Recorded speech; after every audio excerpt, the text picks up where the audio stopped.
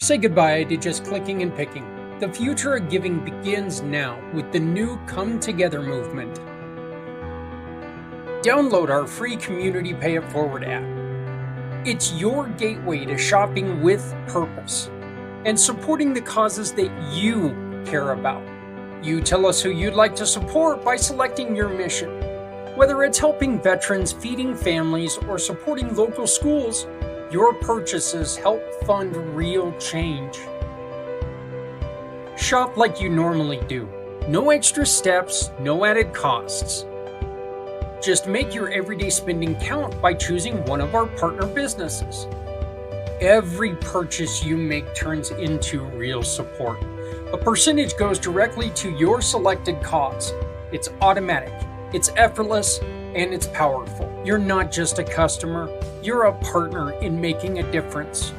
Our app makes it easy for you to track your impact and share it with all of your friends. So why just shop when you can shop with a purpose? Download, select, shop, and support because your choices matter. When you shop with the Community Pay It Forward partners, no one needs to go it alone when we all come together.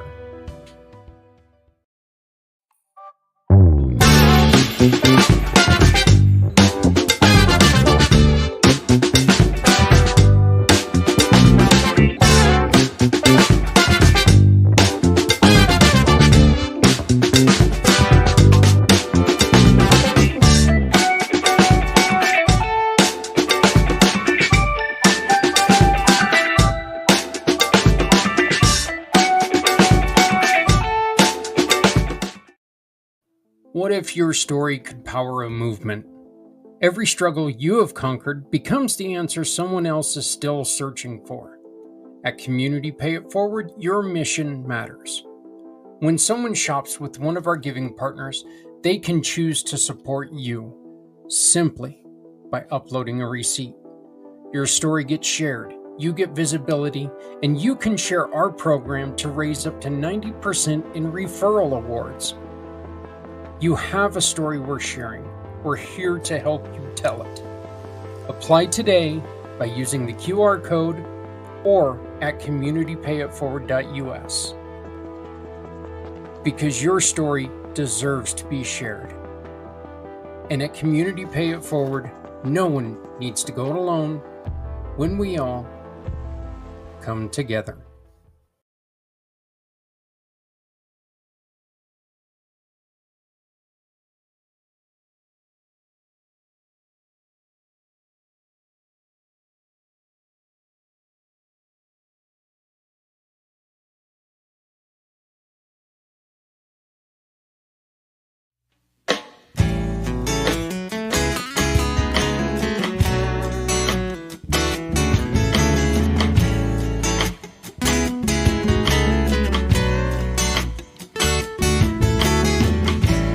Born into a real fight wasn't right.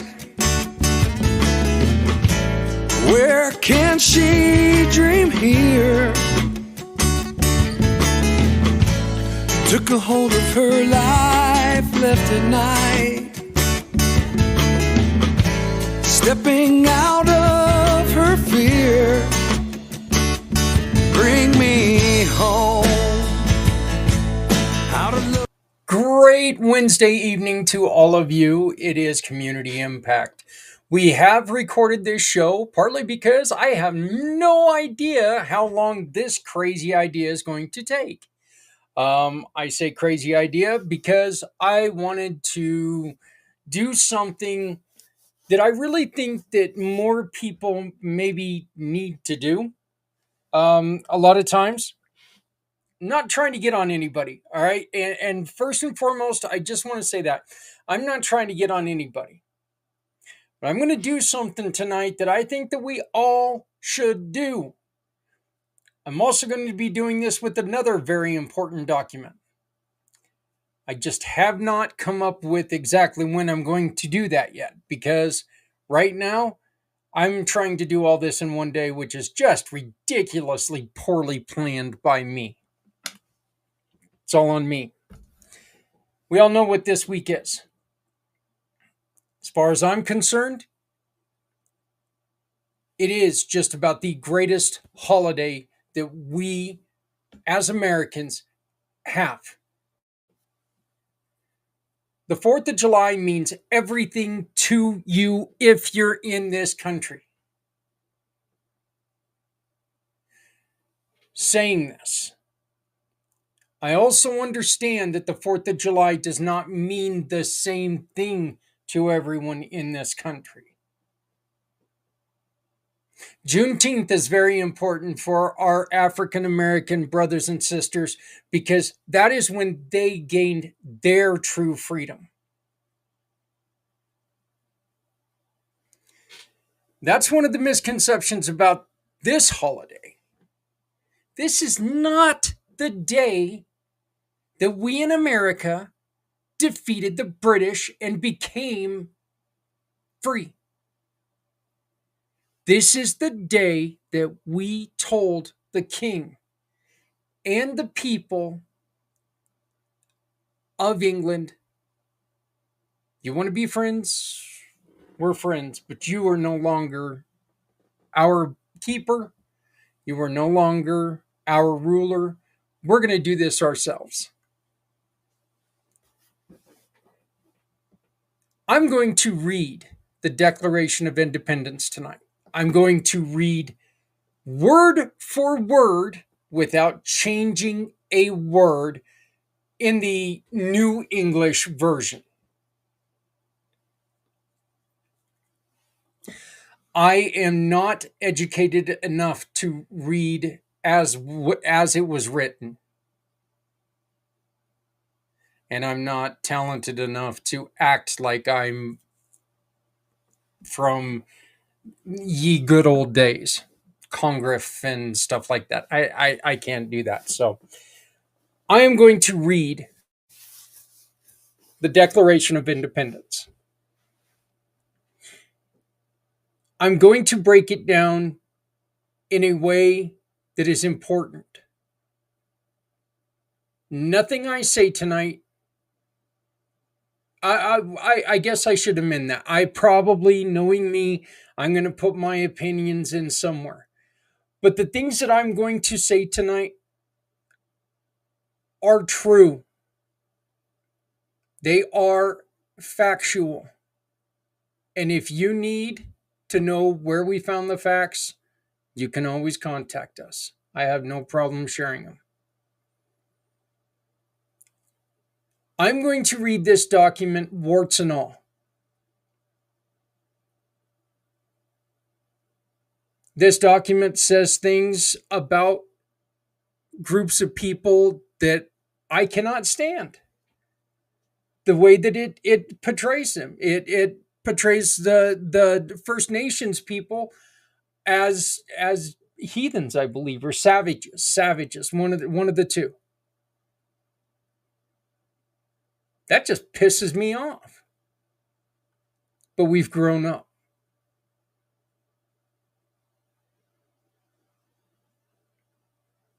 I will also be doing this about the Constitution, where I read it as is with only facts, no opinion.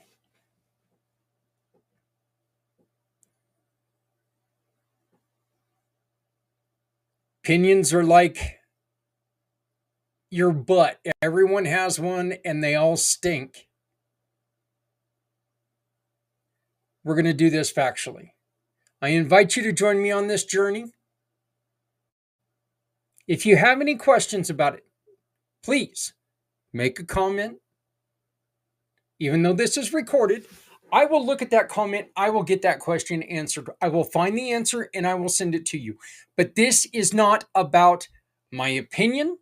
This is not about my politics. This is not about anything but the Declaration of Independence in honoring the men and women who have served this country since this document was first put together. Again, I invite you to come along. I invite you to have your opinions. That's not a problem. You can have them. I am going to try to keep my opinions out of this conversation. When we get back, in just 1 minute, I'm going to start reading word for word the Declaration of Independence.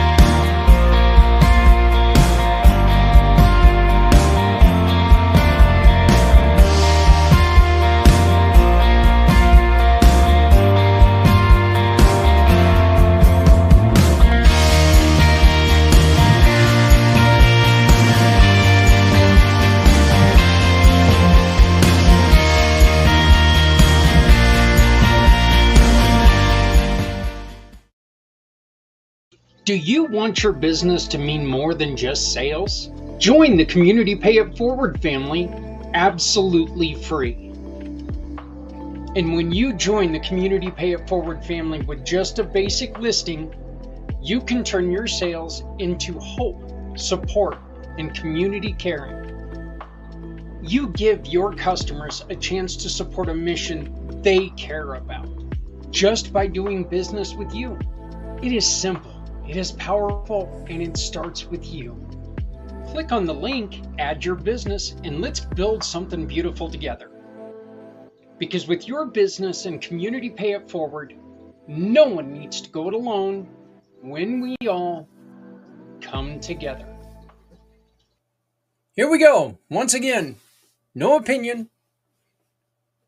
As written, this is the Declaration of Independence. The Declaration of Independence was adopted by the Continental Congress on July 4th of 1776. The unanimous declaration of the 13 United States of America are the ones who wrote and adapted this document. When in the course of human events, it becomes necessary for one people to dissolve the political bands which have connected them with another, and to assume along the powers of the earth, the separate and the equal station to which laws of nature and nature's God entitled them. A decent respect to the opinions of mankind requires they should declare the cause which impelled them to the separation. The explanation, okay, this is a break from the original text, but the explanation of this is an opening statement declaring that the colonies must explain why they are breaking away. It also reflects the Enlightenment ideas that the governments derive legitimacy from universal principles, not just tradition. And the laws of nature and laws of nature's God reference natural rights and philosophy. A historical context would be this preamble aimed to show the world, especially France and Spain, that America was not rebelling recklessly, but making a justified claim. This is the Statement of Human Rights. We hold these truths to be self-evident, that all men are created equal. I would actually like to add in my addition, all men and women are created equal, that they are endowed by their Creator with certain unalienable rights. Among these are life, liberty, and the pursuit of happiness. That to secure these rights, governments are instituted amongst men, deriving their just powers from the consent and the governed.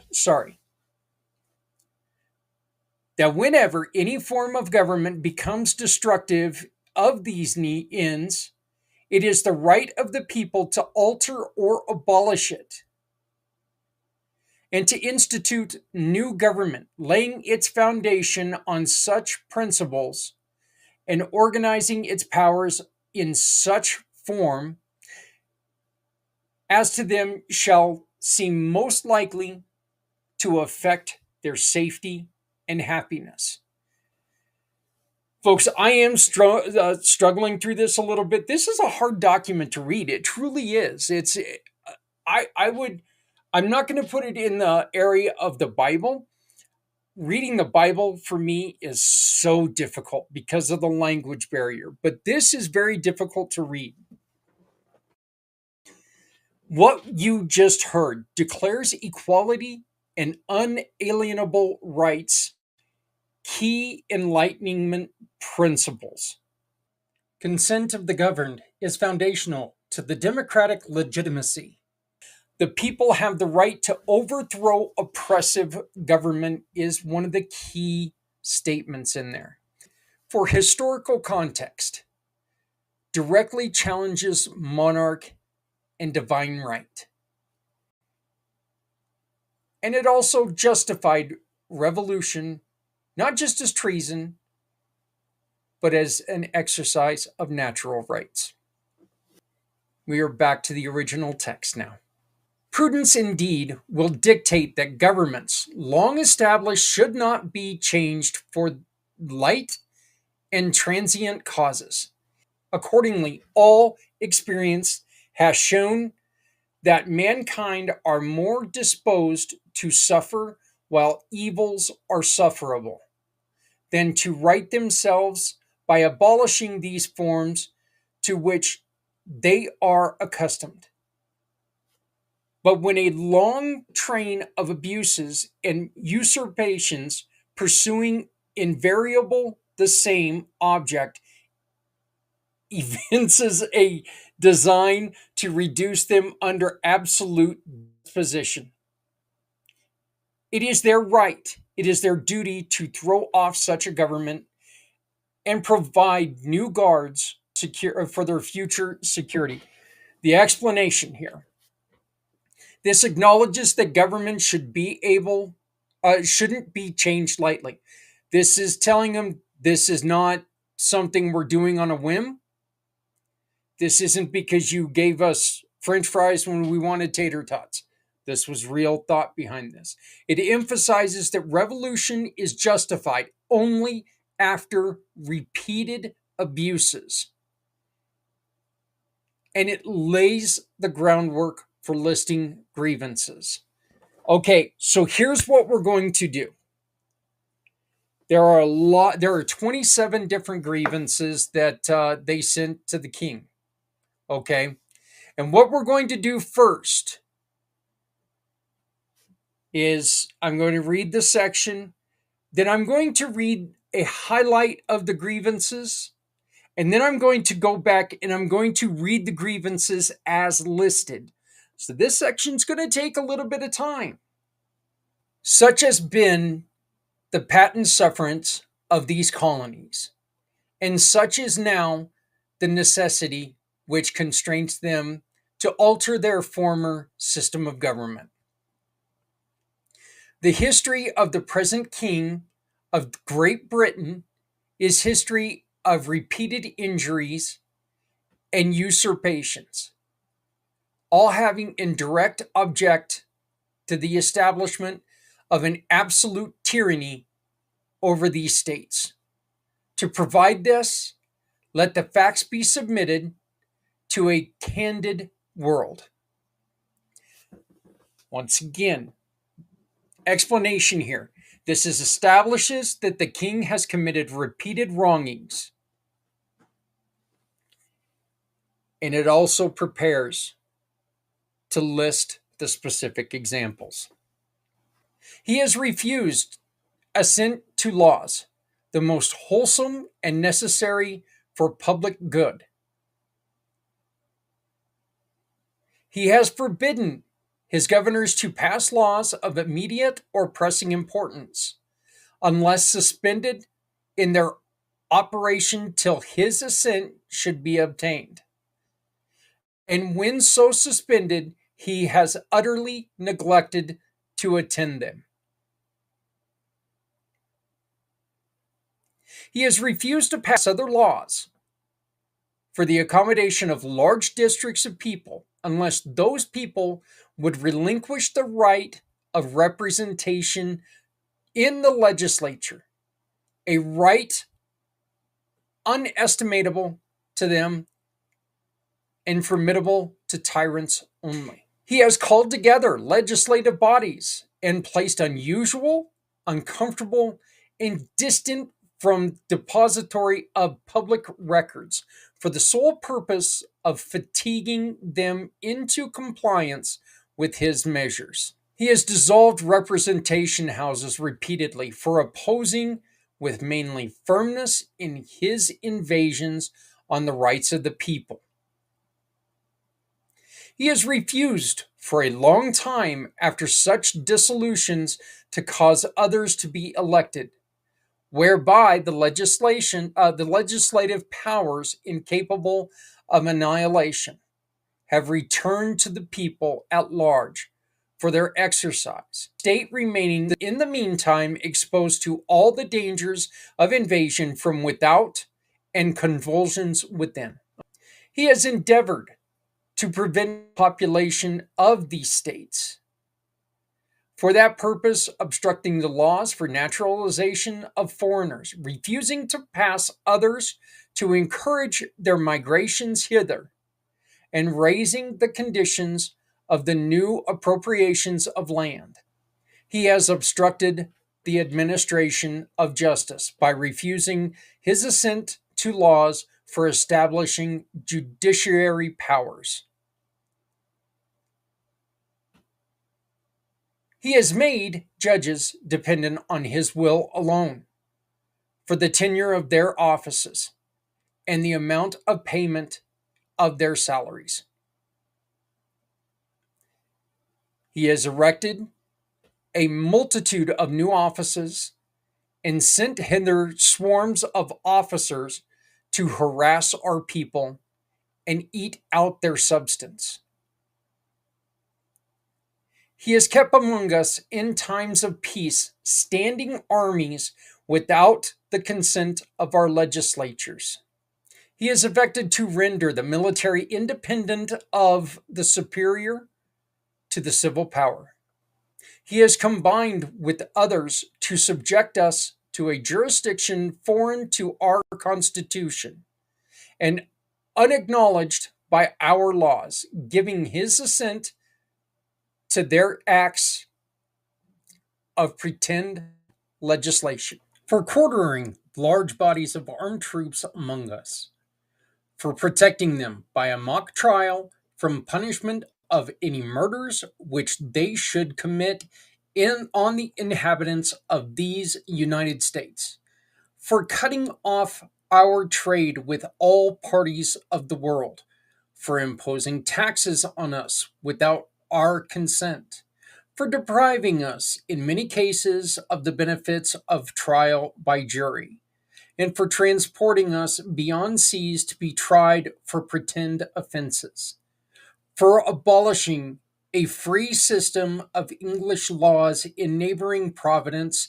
establishing therein an arbitrary government, and enlarging its boundaries so as to render it once an example and fit instrument for introducing the same absolute rule into these colonies, for taking away our charters, abolishing our most valuable laws, and altering fundamentally the forms of our government, for suspending our own legislature and declaring themselves invested with power to legislate for us in cases whatsoever.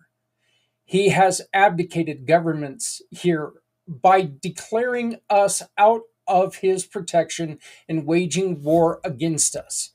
He has plundered our seas, ravaged our coasts, burned our towns, and destroyed our lives of our people. He is at this time transporting large armies of foreign mercenaries to complete the works of death, desolation, tyranny, already begun with circumstances of cruelty and perfidy scarcely paralleled in the most barbarous of ages, and totally unworthy of the head of a civilized nation. He has constrained our fellow citizens taken captive on the high seas to bear arms against their country, to become the executioners of their friends and brethren, or to fall themselves by their hands. He has excited domestic insurrections among us, and has endeavored to bring on the inhabitants of our frontiers the merciless Indian savages whose known rule of welfare is undistinguished destruction of all ages, sexes, and conditions. I do want to say again, this is the word as written. This is not, I don't agree with all of it. It's just the way it was written. The highlights of these 27 grievances as they go down. There was obstruction of self-government. It dissolved the colonial legislation, and it refused laws necessary for public good.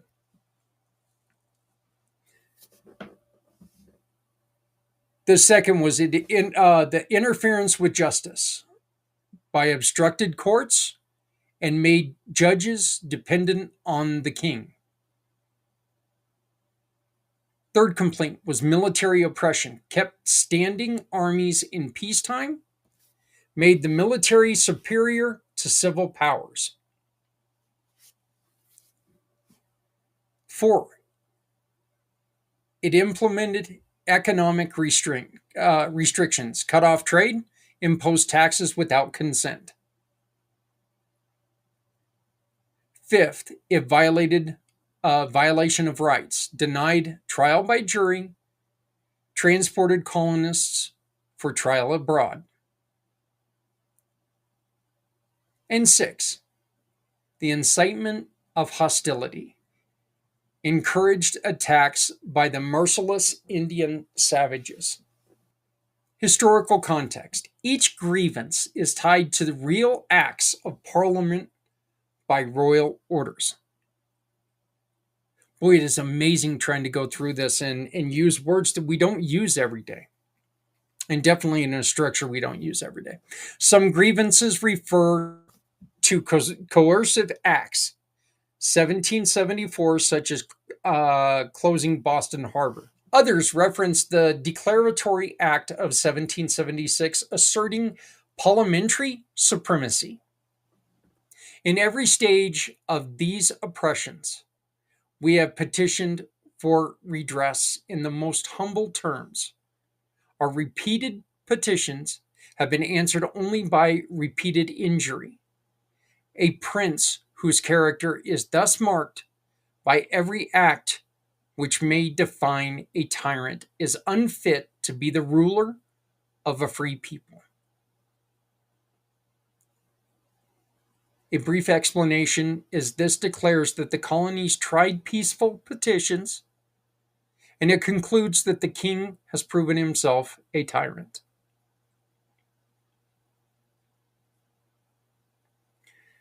Your historical context on this refers to petitions such as the Olive Branch Petition of 1775.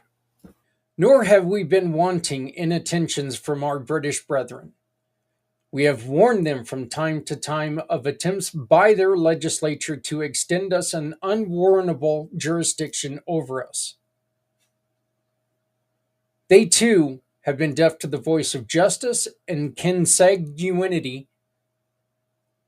We must therefore acquiesce in the necessity which denounces our separation and hold them, as we hold the rest of mankind, enemies in war, in peace, friends. This asserts the separation from the British people as well, and not only the kings.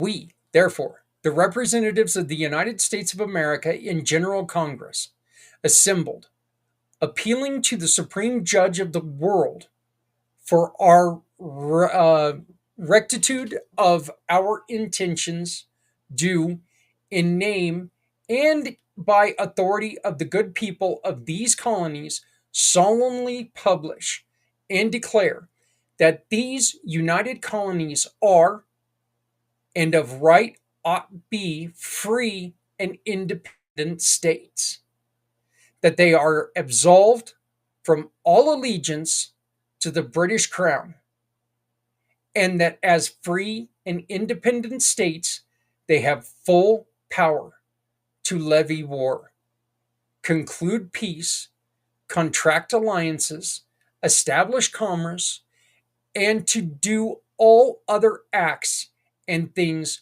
which independent states may of right do.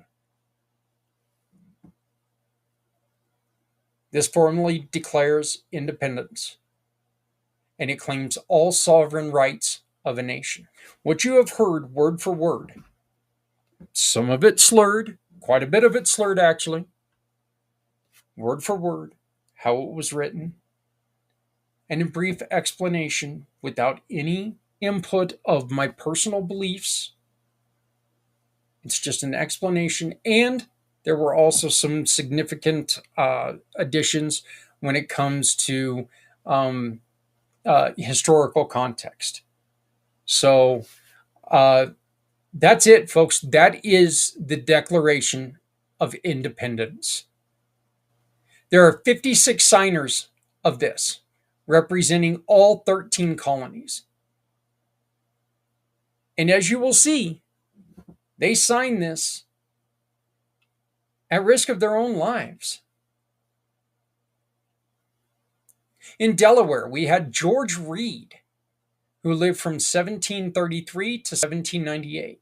He was a lawyer and politician, served in the Continental Congress and later a U.S. Senator. He initially favored reconciliation with with Britain, but signed the Declaration of Independence. Caesar Rodney was a military officer and a politician, rode 80 miles overnight to cast Delaware's deciding vote for independence. And he served as the president of Delaware. Interesting fact there, isn't it? President of Delaware. Lastly, from Delaware, you have Thomas McKean, 1734 to 1817. A lawyer, later Chief Justice and Governor of Pennsylvania. Held multiple offices during the Revolution. Signed later due to an absence when the Declaration was adopted. The most signers of the Declaration are right here, Pennsylvania. George Clymer, 1739 to 1813. Merchant and politician, also signed the U.S. Constitution, and he helped finance the war effort. Benjamin Franklin, 1706 to 1790. Printer, inventor, diplomat. Senior statesman of the Congress. Negotiated the Treaty of Paris, ending the Revolution. Robert Morris, 1734 to 1806. Financier, known as the financier of the Revolution. Superintendent of finances for the Continental Congress. And he also later signed the Constitution. Benjamin Rush, physician and social reformer. Leading advocate of abolition and mental health care. Founder of Dickinson College. John Morton, a farmer and a surveyor, cast Pennsylvania's decisive vote for independence. He also died shortly after signing. George Taylor, ironmaster, and businessman. Immigrated from Ireland, served on Pennsylvania's Committee of Safety. James Smith, a lawyer and militia colonel, Irish born immigrant, served in Pennsylvania's Providential Conference. Sorry. Next, we have a couple of the guys that we always hear about, okay?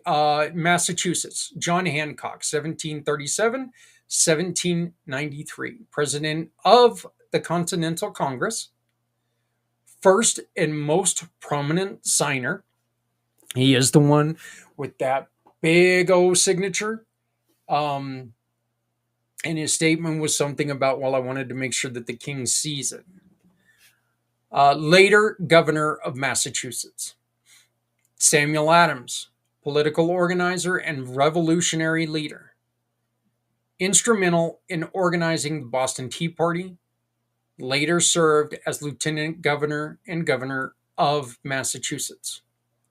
John Adams, lawyer and diplomat, draft the Declaration, and second president of the United States. Robert Treat Paine, lawyer and judge, prosecuted the Boston Massacre trial. Later served on the Massachusetts Supreme Judicial Court. Elbridge Gerry, merchant and politician, later Vice President of the U.S. The term gerrymandering is derived from his name. Gerrymandering is a verb, and it means manipulate the boundaries of an electoral constituency so as to favor one party or class. This allows you to achieve a result by manipulating the boundaries of an electoral constituency. A total freedom to gerrymander is the result they want. In New Hampshire, we had Josiah Bartlett, 1729 to 1795, a physician and judge, first to vote for independence, later governor of New Hampshire. William Whipple, 1730 to 1785, a merchant and ship's captain. Signed while serving in the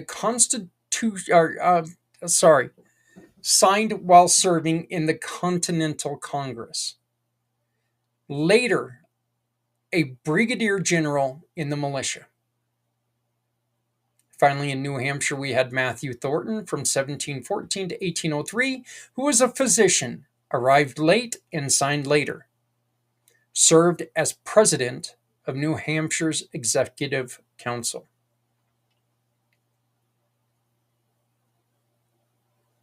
Our founding fathers in Rhode Island were Stephen Hopkins, 1707 to 1785, merchant, judge, and longtime colonial governor. Our founding fathers in Rhode Island are Stephen Hopkins, 1707 to 1785. He was a merchant, a judge, and a longtime colonial governor. Signed despite a severe tremor in his hand. Delegate to Albany Congress of 1754. William Ellerly, 1727 to 1820, a lawyer and customs collector, replaced Samuel Ward after his death, advocate for independence and abolition. From New York, we had William Floyd, 1734 to 1821. Wealthy landowner, his property was occupied by the British during the war, and he later served in Congress as a state senator. Philip Livingston, from 1716 to 1778, merchant and philanthropist in English, helped to fund the war effort, died in 1778 while serving in Congress. Francis Lewis, 1713 to 1802, merchant born in Wales. His wife was captured by the British, active in New York's Committee of Safety. And finally, Lewis Morris, 1726 to 1798, landowner and judge. His estate was ravaged during the war, and later served as a state senator. Next, we have New Jersey. Richard Stockton, 1730 to 1781, lawyer and jurist, captured and imprisoned by the British. Health declined after his release. John Witherspoon, Presbyterian minister, and president of Princeton University, only clergyman signer, prominent educator of revolutionary leaders. Francis Hopkins, 1737 to 1791, lawyer, judge, and musician, as was Thomas Jefferson. Credited with designing elements of the U.S. flag, later a federal judge. John Hart, 1711 to 1779, farmer and legislator, fled British troops during the war, died in 1779 after years of poor health. And Abraham Clark, 1725 to 1794, surveyor and self-taught lawyer. His sons were captured and treated harshly in British prisons. He served in the Continental Congress until 1788.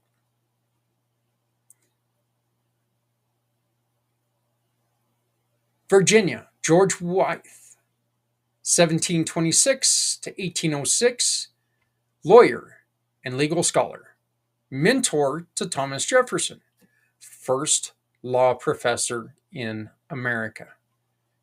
Richard Henry Lee, 1732 to 1794, introduced the Resolution for Independence, later President of Congress and U.S. Senator, from the influential Lee family. And yes, that does include Robert E. Lee. Thomas Jefferson, principal author of the Declaration. He was 1743 to 1826. Principal author of the Declaration, later third U.S. President and founder of the University of Virginia. Benjamin Harris, plantation owner and legislator, father of U.S. President William Henry Harrison, later governor of Virginia. Thomas Nelson Jr., 1738 to 1789, merchant and military leader, governor of Virginia, led Virginian troops during the siege at Yorktown. Francis Lightfoot Lee, 1734-1797, planter and legislator, brother of Richard Henry Lee, signed Articles of Confederation. Carter Braxton, 1736 to 1797, merchant and planter, suffered financial ruin supporting the Revolution. Served in Virginia legislature after the war. From North Carolina, we had William Hooper. He was a lawyer, early advocate of the independence. Property was destroyed by the British. Joseph Hughes, 1730 to 1779, merchant and shipbuilder, helped create the Continental Navy, and he died before the war ended. John Penn, 1741 to 1788, very, very young man. A lawyer and a member of the Continental Congress. Later served on North Carolina's Board of War. South Carolina, Edward Rutledge, 1749 1800, was a lawyer and the youngest signer at the age of 26. Later governor of South Carolina. Thomas Hayward Jr., 1746 to 1809, was a lawyer and judge captured by the British during the war. This is the second one that was captured. Signer of the Articles of Confederation. Thomas Lynch Jr. was a planter and soldier. Fell ill and died at sea while traveling to Europe. Replaced his father, who had also been a delegate. Arthur Middleton, 1742 to 1787, planter and political leader, imprisoned by the British. There's number 3. Known for radical views on independence.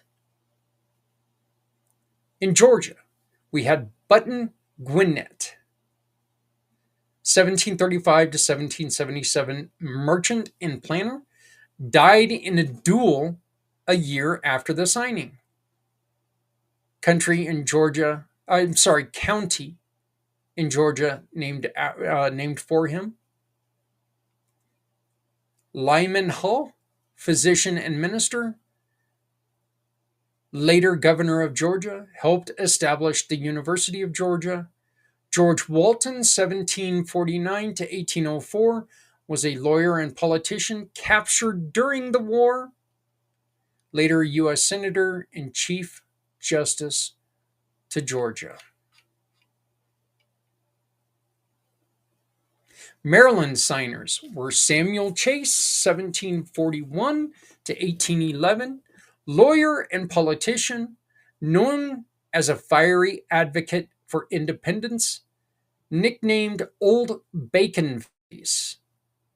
That's just not right.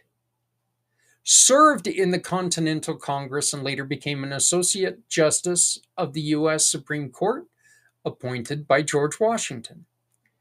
Impeached by the House in 1804, but acquitted by Senate, helping establish judicial independence. William Paca, 1740 to 1799, was a lawyer, planter, and politician, delegate to the Continental Congress, and signer of the Declaration, later served as governor of Maryland, played a key role in creating the Maryland State Constitution. Thomas Stone, 1743 to 1787, lawyer and legislator, reluctant revolutionary who favored reconciliation but signed the Declaration after efforts at compromise failed. Thomas helped draft Maryland's Declaration of Rights and served in Congress, died young, reportedly after his wife's passing. Charles Carroll of Carrollton. Interesting. 1737 to 1832. Long life for this guy. Wealthy planter and the only Roman Catholic signer. One of the richest men in America at the time, added of Carrollton to his signature to distinguish himself from the other Charles Carrolls. Interesting. Served in the Maryland Senate and the U.S. Senate and lived to the age of 95, the longest serving signer. Connecticut signers. Roger Sherman was self-taught lawyer, merchant, and politician. The only person to sign all 4 major founding documents, the Continental Association, 1774, the Declaration of Independence, the Articles of Confederation, and the U.S. Constitution. He served in the Continental Congress and later as U.S. Senator from Connecticut. He was a key figure in designing the Great Compromise that shaped the Congress, House and Senate. Samuel Huntington, 1731 through 1796 was a lawyer and judge, president of the Continental Congress after John Jay, signed the Articles of Confederation and served as governor of Connecticut.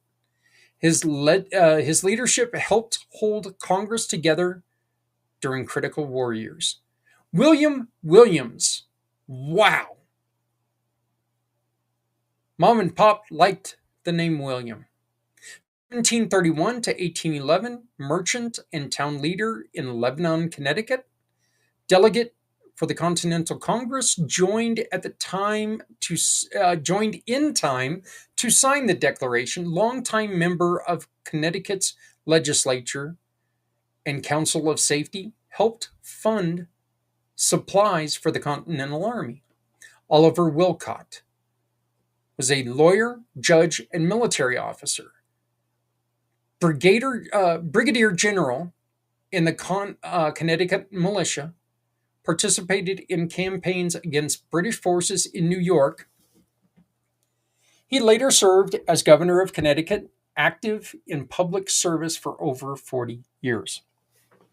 I want to walk you through the states. So here we go. The 14th addition to the United States was Vermont in 1791. It was the first state beyond the original 13 independent republic that settled land disputes with New York. Kentucky, 1792, split from Virginia. Settlers wanted self-government. The 16th was Tennessee in 1796, formed from part of North Carolina's western lands. Early settlers petitioned for statehood. Ohio comes in as number 17 in 1803, first state from a northwestern territory and part of organized western expansion. Louisiana, land from the Louisiana Purchase, thank you, Mr. Jefferson, admitted to integrate new French-speaking population. Boy, them there French are everywhere. Canada, Louisiana, France. Indiana came along in 1816. Northwest Territory settlement, rapid population growth met this requirement for the addition of Indiana. 20th was Mississippi in 1817, split from Western Georgia secession. Cotton growing region was the main production. Illinois in 1818 from Northwest Territory, balanced free slave state ratio. There's a lot of talk on the free and slave states, how they had to keep the numbers even until after the Civil War. Alabama split from Mississippi Territory. Agricultural settlers demanded representation. In number 23, Maine, 1820, split from Massachusetts. Missouri Compromise paired it as a free state because of the addition of number 24, Missouri, in 1821. Missouri Compromise is what that was called. They get Maine. The North gets Maine, South gets Missouri. Admitted as a slave state, balancing Maine. Arkansas, western lands of Louisiana Purchase. Settler population reached its threshold. That's the reason Arkansas. Number 26 was Michigan, the Northwest Territory. Border dispute with Ohio delayed admission. And that dispute still continues today if you look at any sport. Florida came along in 1845, was acquired from Spain in the Adams-Onis Treaty. Long territorial phase. It was a territory for quite a while. And Texas, Independent Republic of Texas annexed, and controversial over slavery. I don't understand what it meant there, but yeah.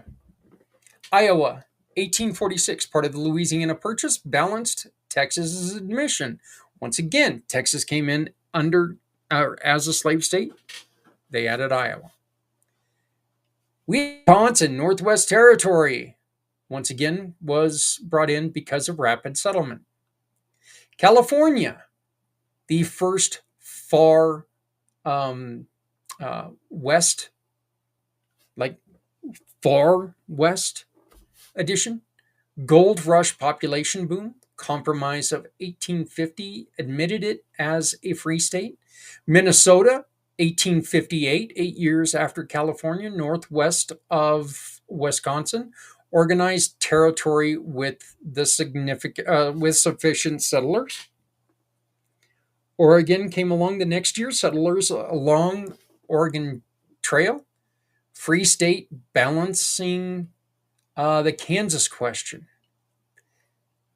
Kansas, which is weird to me that it says that, because I know that Kansas, look, being from Kansas, this was always something that was weird. Kansas came in 1861 as a free state, but Kansas was it was a deadly area, bleeding Kansas conflict over slavery, because the South thought it should have been a slave state. West Virginia, 1863, broke from Virginia during the Civil War as a Union region. And see, that right there is something I never knew, which was really cool. Doing this, I learned a lot of stuff about the birth of our country just doing this study. Nevada, silver mining and Union loyalty, admitted during the Civil War. Nebraska came in, Kansas-Nebraska Act territory because of homesteaders. Then we have, look at this, 9 years later, we have the great state of Colorado, the Centennial State, because of the mining boom. Best flag in the Union. Saying it now, best state in the Union. And because I'm saying it now, that's got to be true, because it is true. Everything I'm saying on here is true. Okay, that's my opinion. Best state in the Union. I love my Colorado. I really do. North Dakota Territory became North Dakota in 1889. Again, we have a difference of 13 years here. So in between Colorado and North Dakota, there was a 13-year pause in growth. Railroads drove the settlement. South Dakota in 1889, the same year, same as North Dakota, split because of political balance. Montana, 1889. Mining and cattle ranching growth. It was a territory for quite a few years. It was a territory for, 25 years.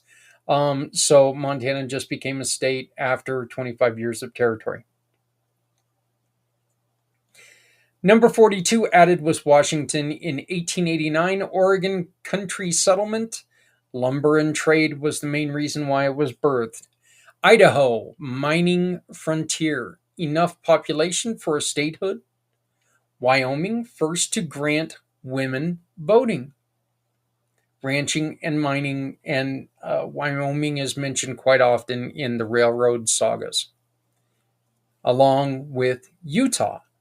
Utah was first established as a Mormon settlement, and statehood was delayed over polygamy. In 1907, look at this, we're in the 1900s now.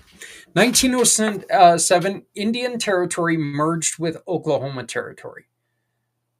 Land runs brought settlers. New Mexico came about in 1912. Long territorial phase, Spanish and Native heritage.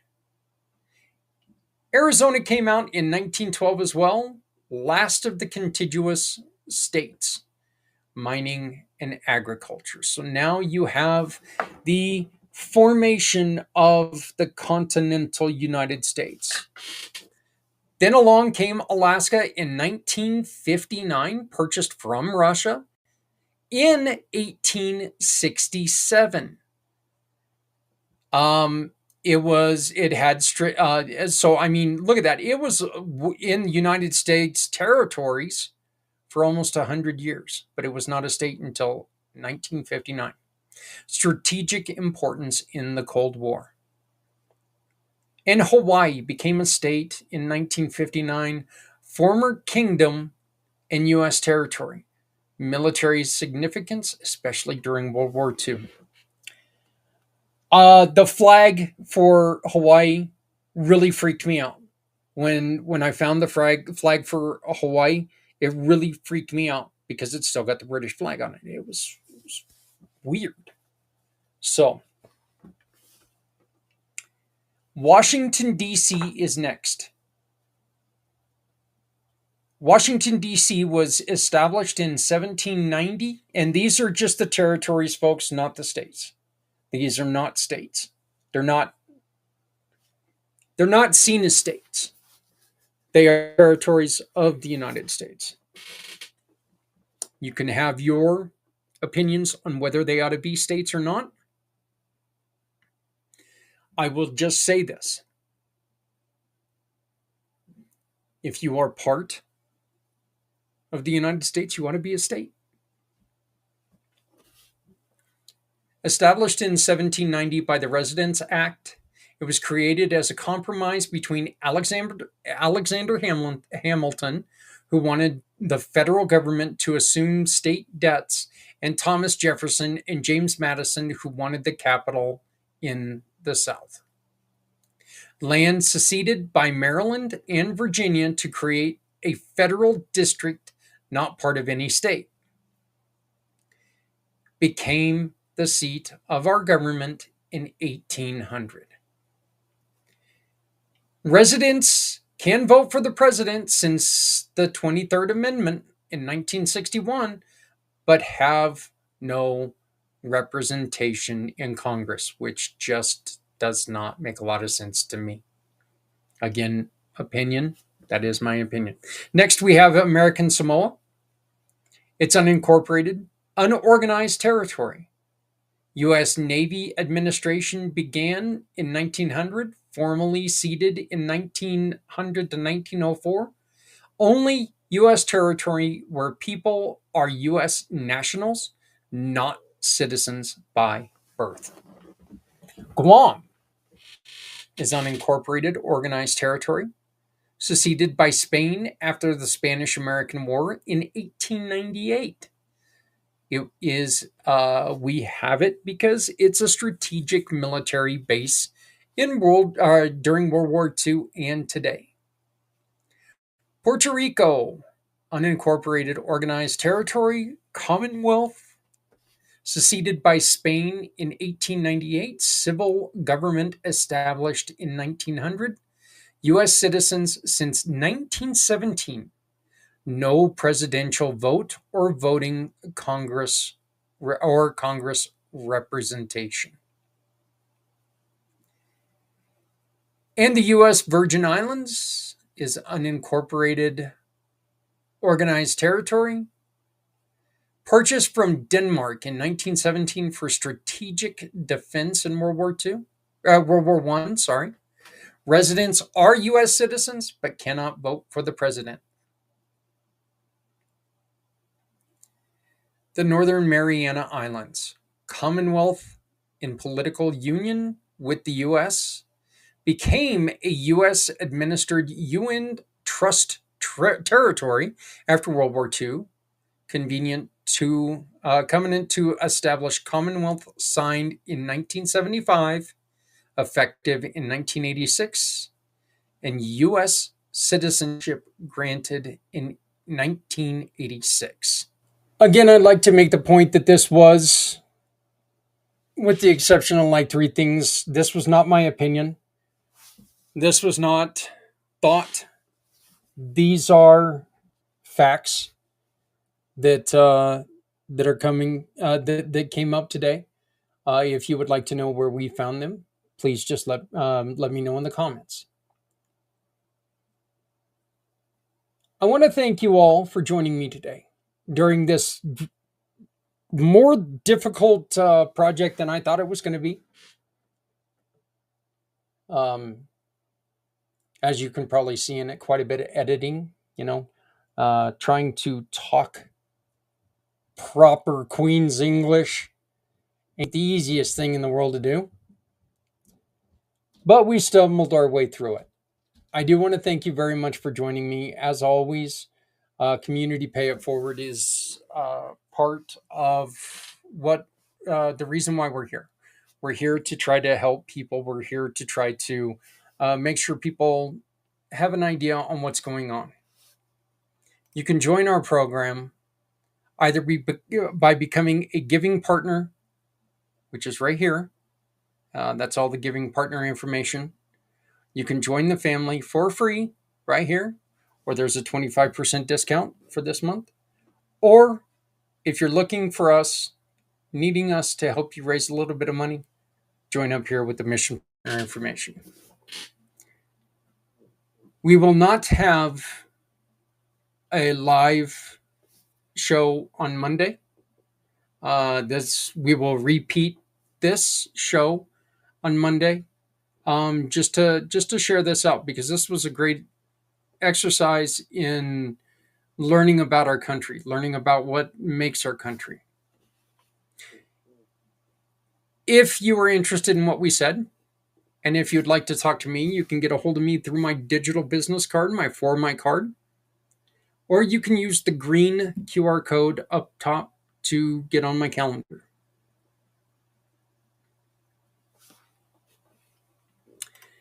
You can support our show. Oops. You can support our show by going to communitypayitforward.us and using the QR code that's going to pop up right sometime soon. Use this QR code to send us a donation or send us or volunteer or help us out. All donations are appreciated. I ask you to use the code or the social media below. Any of those, go to them. Give us likes, give us shares, and comment on them. Let's help get us to the 100 people we need for TikTok so we can start going live on TikTok to do this. Let's continue to build our numbers, and let's continue to build a better presence and make lives better for as many people as we can. I want to thank you very much for joining me again. My name is Zach Clayton. I am the founder and president of your Community Pay It Forward, Community Dare to Care, and these PAC channels. Coming up on Friday, we have Alan Holmes show the Master Connectors Corner. We had a really good time recording it, and I think it's going to be a really interesting show. It is involving a young man who is looking for employment. So join us at 7 p.m. East, 4 p.m. Pacific, and it's a shorter show. But you know what? It's a way to get your word out there. If you'd like to join us on any of our shows, please get a hold of me, Zach at communitypayitforward.us. That's Zach at communitypayitforward.us. Please make sure you love somebody out there, because somebody out there loves you. My name is Zach Clayton, Community Pay It Forward, Community Dare to Care, and the PAC channels. Please like, share, subscribe, all that fun stuff. Help us help others.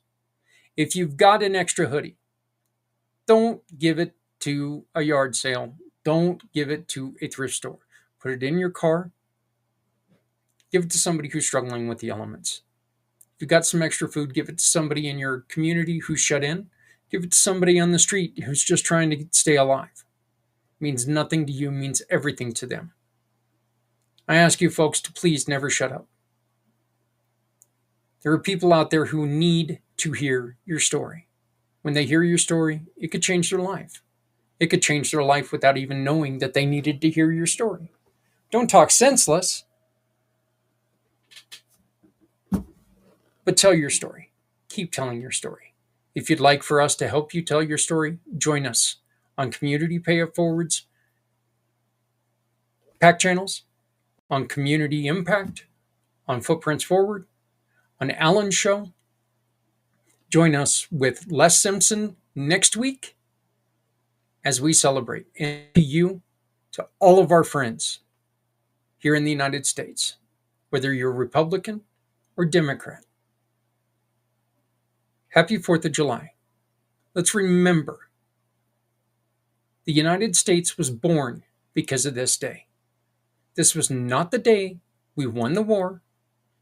This was not the day we won our freedom. This was the day that we told people we are free. Let's remember the importance of this day. Let's remember that we are a free nation. We are free to think the way we think. This does not make us different because we have free thought. It makes us different in thought. Just keep your thoughts with others. Thank you all very much. Happy 4th of July. For my family, both Community Pay It Forward family and the Clayton family, from my wife Adrienne, from my boys, from my girls, from my grandkids, from my parents, my brothers, my sisters, my fishes, dogs, everyone. Happy holiday. Happy 4th of July. Please love somebody out there because somebody out there loves you. Thank you. And good night.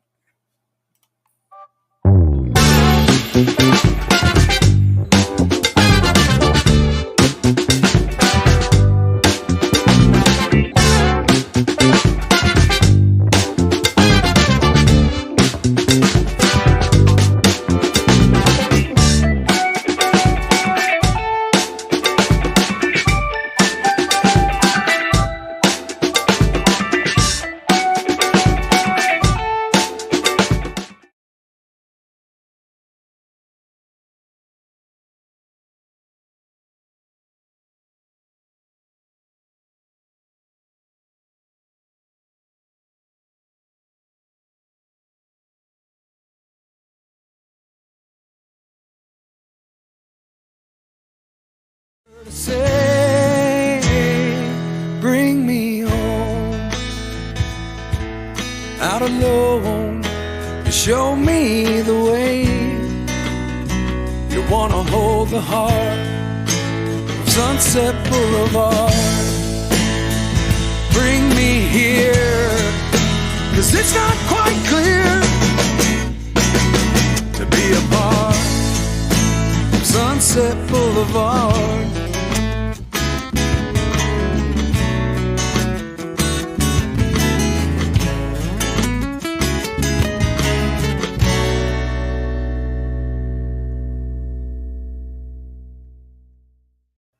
Say goodbye to just clicking and picking.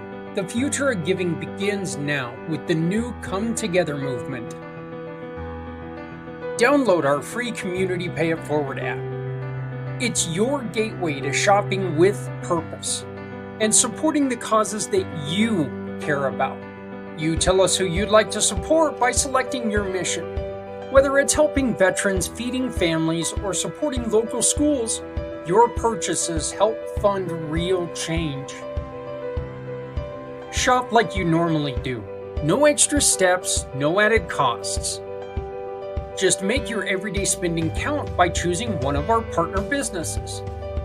Every purchase you make turns into real support. A percentage goes directly to your selected cause.